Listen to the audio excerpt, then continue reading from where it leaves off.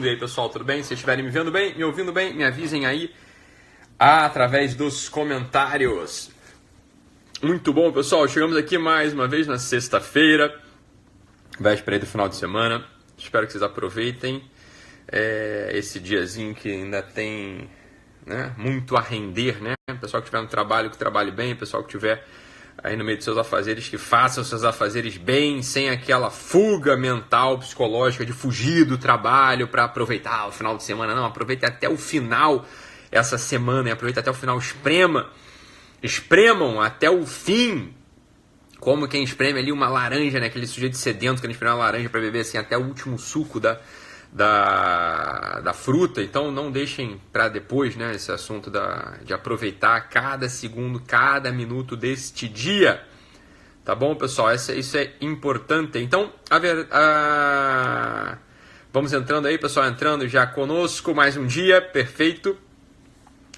Um fenômeno acontece, é o que eu vou falar hoje exatamente, né? Então já estava para falar isso. Algumas pessoas religiosas me escrevem, né? Algumas pessoas religiosas das mais diversas denominações, né? Então, cristãs, espíritas, etc. Então, muita gente me escreve aqui e eu vou acompanhando um pouco a mentalidade, vou acompanhando um pouco aqui o fenômeno da psicologia do sujeito religioso nos nossos tempos, né? E a maior parte das pessoas definitivamente que me escreve, os religiosos, a maior parte que me escreve são protestantes ou católicos, né? E muitos também, claro, né, alguns espíritas, né, me escrevem também, muita gente sem religião em concreto, mas que tem aquele senso religioso, como se diz, né, tem uma demanda por coisas do alto, tem uma demanda por Deus, né, pelo divino, pelo sagrado, né, o que seja. Então algumas pessoas, muita gente que me escreve, né, tem essa sensibilidade, por assim dizer, e até entre os ateus que me escrevem, não são ateus, por assim dizer, militantes, né, então nunca recebi aqui uma pergunta, uma mensagem de um ateu militante, né? Mas o que eu vejo, né, eu vejo e acho isso lastimável, isso é lastimável, isso nada tem a ver com a religião verdadeira. Eu vejo muitos daqueles que começam, sobretudo os que começam, né, no caminho da religião, afetando uma certa postura, afetando uma certa inclinação de quase que subserviência, né? Algo que simulasse já uma fraqueza, um enfraquecimentozinho, né? Como se, né, para que eu fosse religioso eu precisasse ser um idiota, né? Como se para que eu fosse um religioso eu precisasse ser um imbecil, ou um sujeito que, eu vou ser enrolado mesmo e não tem problema, né? Por quê? Porque o Cristo disse que eu tenho que dar a outra face. E aí começa a vir com uma série de versiculites, né? Um monte de versículo bíblico, ou um monte de compreensões mal feitas da vida de heróis, de santos, de sujeitos religiosos, que em nada tem a ver com a religião verdadeira. Você pega os grandes representantes da religião, nenhum deles foi fracote, né? Fraquinho, imbecil, nenhum deles, né? Então, às vezes eu vejo pessoas que acabaram de entrar no caminho da religião e afetando um certo desprendimento, afetando uma certa compreensão superior do espírito e desapego, por exemplo, né? Chegam a um restaurante, pedem, sei lá, né? Bife e batata frita.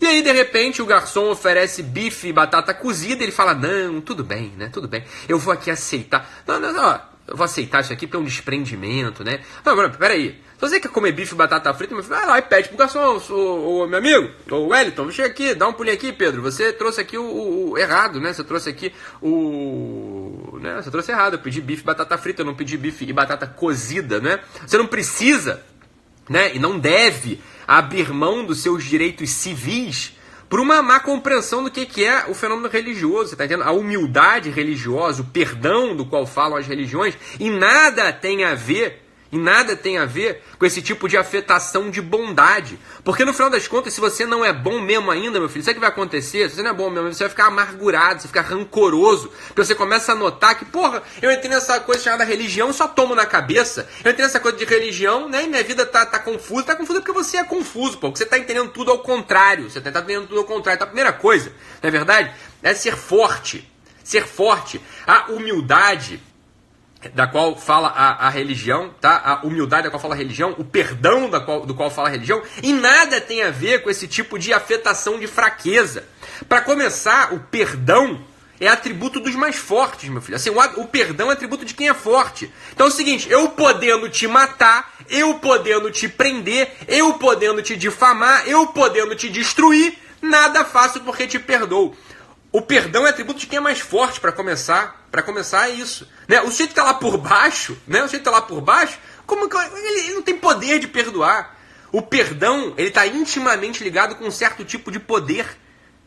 Se o sujeito não pode nada, se ele é um fracote, se ele é um Zé Ninguém, se ele é um bundão, ele não tá na posição de perdoar, você tá entendendo? Ele tá na posição de, né, se instalar na realidade, conquistar uma certa voz, deixar de ser marginal, sair da margem, sair da periferia da existência, tomar posse da centralidade do seu espírito, entrar num embate com alguém, no embate não precisa ser briga, né? Mas olha, uma argumentação ou então uma disputa de força, e aí sim o perdão ele passa a ter o sentido do perdão do qual fala a religião.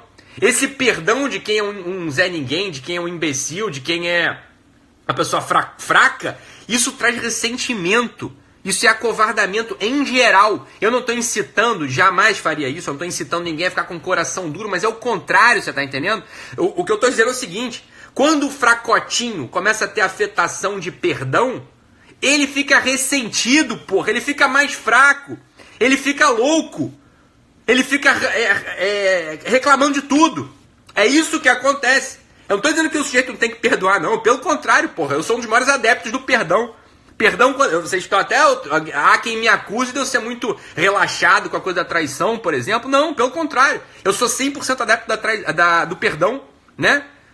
100% adepto do perdão. Temos que perdoar, né? Sempre. Mas o problema é o seguinte.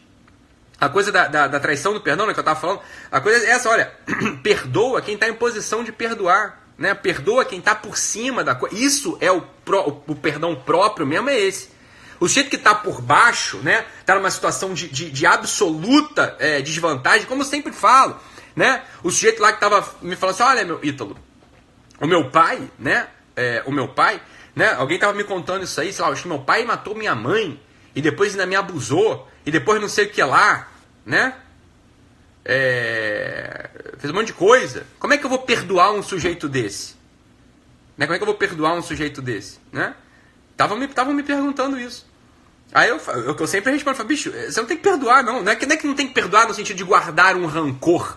Não é isso, não. Não é perdoar no sentido de guardar um rancor, não. Né? Você não vai fazer isso. Não é guardar rancor. Você não vai perdoar no sentido de, olha, eu não tenho capacidade de perdoar esse sujeito. Eu tô por baixo. Eu sou aqui o Kay do conto do livro do Kafka. Eu tô por baixo da coisa. Né? Eu não consigo, eu não acesso o perdão, por assim dizer, aqui. Né? O que eu faço? Bem, eu não julgo, que é uma coisa que eu sempre falo pra gente fazer, eu não julgo, esqueço e vou tocar minha vida. Você tá entendendo? É isso. Você não tem, nesse caso em concreto, né, que estavam me perguntando outro dia, né? Como é que eu perdoo alguém que cometeu um crime hediondo, né? O sujeito matou minha mãe, fez não sei o que, blá blá blá blá blá. Como é que você faz? Você não faz, você não tem como fazer, você tá provado, você não tem como fazer. Como é que você perdoa um sujeito desse? Você vai ficar louco, né? Se você tentar perdoar esse sujeito, se você tentar perdoar esse pai que matou sua mãe, ainda te abusou, ainda porra não sei o que lá, né? Se você tentar perdoá-lo, você vai ficar louco. Porque você está por baixo da situação, você é uma vítima real da história. Então o que você faz? O que você faz? Você não pensa na história. Não é que não pensa. Bicho, toca a tua vida. E não julga. Não julgar é possível.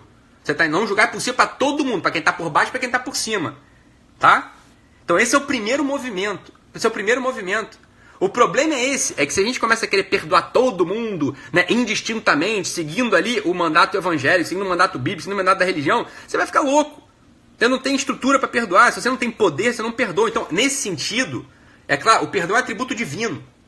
Né? Quem tem poder, só quem tem mais poder consegue perdoar mesmo. Tá? Só quem tem mais poder consegue perdoar mesmo. Né? Quem está por cima, de fato, consegue perdoar. Né?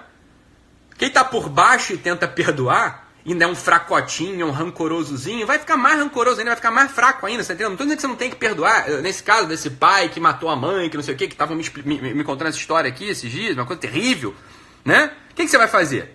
Você não vai pensar na coisa, você não vai pensar, fala, tudo bem, eu não compreendo essa cabeça louca desse sujeito, né? E não julga mais, vai tocar a tua vida. Fala, porra, Deus me livre de ser como ele, vai tocar a tua vida, entendeu? Não fica julgando o cara não, pronto, acabou. Você começa a julgar, você não tem os elementos para poder tratar esse assunto. E se você tenta perdoar, você vai fazer uma afetação de santidade, uma afetação de superioridade, uma afetação de poder que você não tem. E o que acontece contigo? Você está frito. Está frito, você vira falso, você vira um sujeito falso, você está entendendo? Você vira um sujeito falso mesmo, não vai conseguir. Então não confundir subserviência, não confundir fraqueza, né, com o tal do perdão. Né? Isso é importantíssimo. Agora, não julgar está aberto para todo mundo. Né? Não julgar está aberto para todo mundo. Não julgar é possível. Perdoar, no sentido pleno da palavra, você deve estar disposto a perdoar 70 vezes 7, como diz, né, a Escritura. Agora, é difícil fazer esse negócio desse. Por quê? Sobretudo porque na maior parte das vezes você não tem que perdoar, você está entendendo? Não é que você não tem que perdoar, eu quero que vocês me entendam, para que depois vocês não tirem palavras da minha boca, para vocês não entendam coisa errada. Né? Não é que você não tem que perdoar, você tem que perdoar sempre. O que eu estou querendo dizer é o seguinte, às vezes você não vai acessar o outro através do perdão. Às vezes o que se pede ao outro não é o perdão. Né? Às vezes o que se pede, né, não é você perdoar, é não julgar. Muita gente confunde uma coisa com a outra. Né? Você não julga, você se afasta. E pronto. E pronto. Você está entendendo? É isso, muitas vezes é esse o acesso que você vai ter que fazer. Um pai, imagina um pai que abusa do filho, um pai que não sei o que lá. Como é que você perdoa um sujeito desse? Difícil, você está numa posição muito inferior. Você consegue perdoar de verdade quando você conquistou a sua vida. Quando você está vivendo ali os elementos próprios da tua existência, que fazem sentido da tua existência.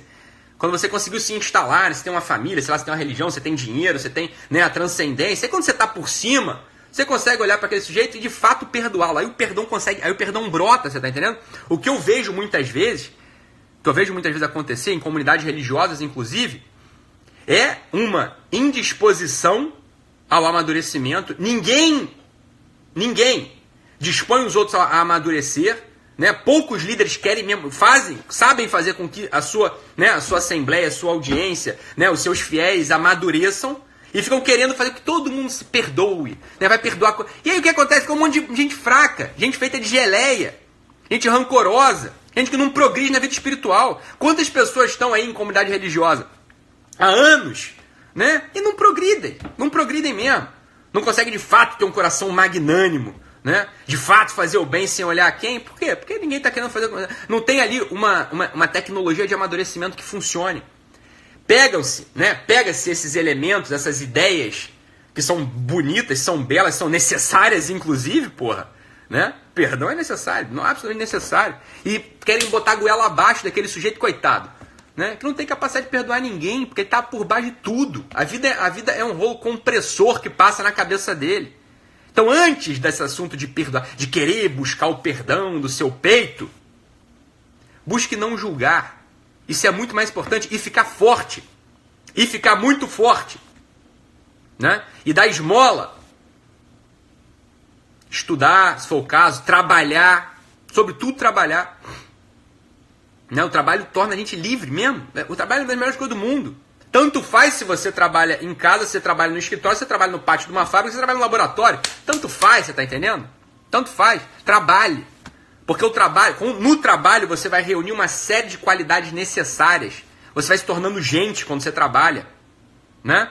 Você é uma mãe que trabalha em casa, porra! A quantidade de louça que tem para lavar, a quantidade de roupa que tem para fazer, a quantidade de psicologia que você tem que estudar para entender teus filhos, a quantidade de nutrição que você tem que estudar para poder nutrir todo mundo, né? A quantidade de elementos da etiqueta, da boa conduta, né? Do amor, do carinho. Porra, ali é um trabalho fantástico. Se você é um operador, você é uma costureira e tá me ouvindo, sei lá, porra, cada vez você tem que fazer com mais detalhe, com mais delicadeza, né? Com mais presença para que cada trabalho teu saia perfeito. Pô, você se torna uma pessoa de fato superior, você cresce.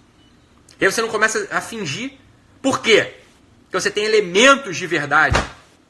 Você tem elementos de verdade para poder ter consistência, para que a tua vida tenha consistência. Para que a tua vida tenha consistência. Se aquele sujeito que não tem consistência na vida, né? Eu falo para você, meu cara, olha, eu sei que é duro, mas bem, paciência, né? Paciência. Aquele sujeito que não tem consistência na vida, que acorda, que a hora que ele acordar tá bom, que ninguém precisa dele, né? Que ele não trabalha, não produz, só dá prejuízo para os outros, né? Esse sujeito, ele não tem capacidade de perdoar ninguém, porra. Por quê? Porque ninguém precisa do perdão dele. Foda-se, não serve pra nada. Você tá entendendo? A relação não se estabelece. Não é o perdão, ele não vai acessar ninguém através do perdão. Né? Não, aquele moleque, adolescente imbecil que só dá despesa, o pai não deixa, não faz o aniversário dele de 14 anos. Não faz, porque ele é um idiota. E aí ele fica sentido.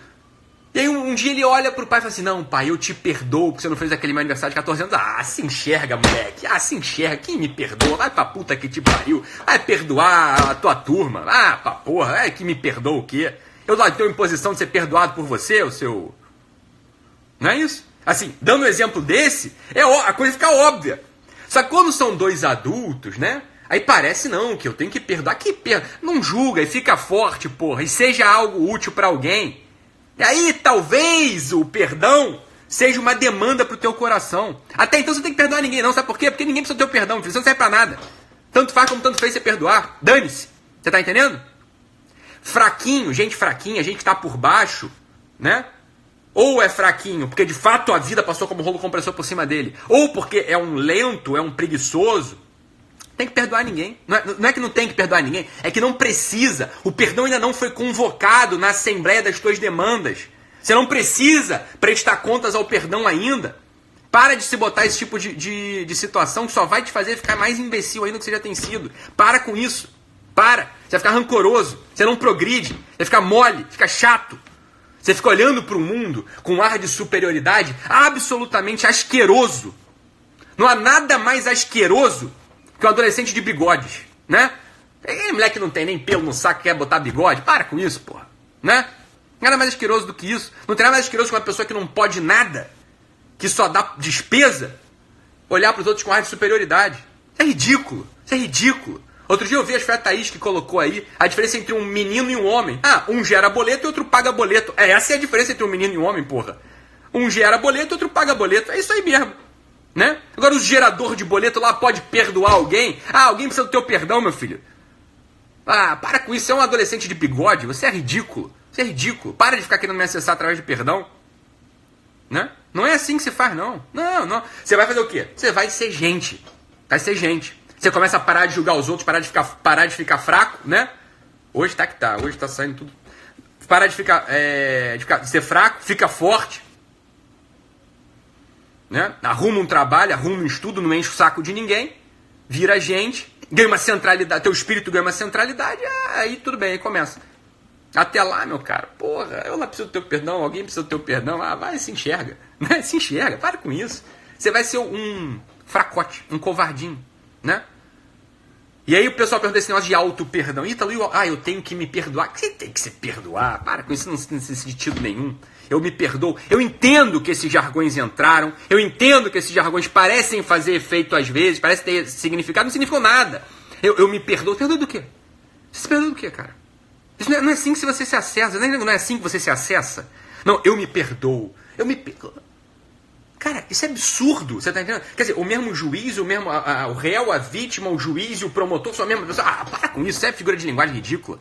Tá entendendo? Para com isso. Fica forte. Para de pensar que eu me perdoo ou não. Como você se perdoa ou não? Para com essa palhaçada. Vai ficar forte, porra. Vai dar esmola pra mendigo. Vai rezar um Pai Nosso. Né? Vai parar de encher o saco da tua mãe, da tua mulher. Lava a louça, faz compras de casa. Aí a vida começa. Até lá eu me auto-perdoo. Você tá olhando, você tá se analisando. Sabe o que vai acontecer contigo? Você vai deprimir porque você é um bosta. Eu sou um bosta. Sabe o que vai acontecer? Nada. Tá entendendo? Um vagabundo, é como disse aqui, um vagabundo. Vai ficar se auto-perdoando. Que auto-perdoando o quê? Você é fraco pra receber o perdão e você é fraco pra dar o perdão. Vai perdoar o quê, porra? Esse negócio de auto-perdão é uma pergunta que só aparece na cabeça de quem tá muito confuso, de quem tá muito fraco. O sujeito muito confuso e muito fraco não consegue nem se perdoar nem receber perdão. Então pra que isso? Não tem o que fazer. Não existe. Isso é o quadrado redondo. Não existe, a porra não aparece, você tá entendendo? Você pode falar, um quadrado redondo, não significa nada. Tenta fazer um quadrado redondo, não vai conseguir. Né? Não consegue. É a mesma coisa, auto-perdão. Você até entende, eu vou me auto-perdoar. Tenta fazer, não vai conseguir. Né? Na prática, o que é? Fica forte, trabalha, acorda. Né? Não, então eu sou deprimido. Então vai procurar um médico, toma remédio, né? Pede ajuda, vai pra terapeuta, né? Vai comer direito, né? É isso. Aí começa a melhorar, fazer atividade física, começa a trabalhar, é isso. Serve pra qualquer um. Isso aqui serve pra qualquer um. Nem tudo serve pra quem tá doente. Isso aqui serve pra todo mundo. Você tá entendendo? Então, olha só. Fala do perdão, meu amigo. Para com isso. Isso aí vai te libertar. Para essa porra de olhar, eu preciso perdoar meu pai, eu preciso perdoar não sei quem, eu preciso perdoar... perdoar, porra, cacete. Para de julgar, trabalha, seja forte, sirva. Isso vai te libertar, o teu espírito expande, o teu amor aparece, tu fica mais inteligente, a tua vida começa a acontecer, você começa até a ser útil. Porra! E é isso que eu desejo pra vocês. Um abraço e até segunda-feira. E ato falha o caralho.